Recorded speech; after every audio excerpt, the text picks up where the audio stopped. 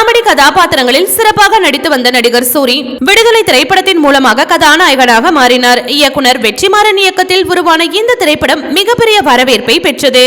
இது இல்லாமல் கருடன், கொட்டுக்காளி என 2 திரைப்படங்களில் ஹீரோவாகவும் நடித்து அசத்தியிருந்தார் நடிகர் சூரி.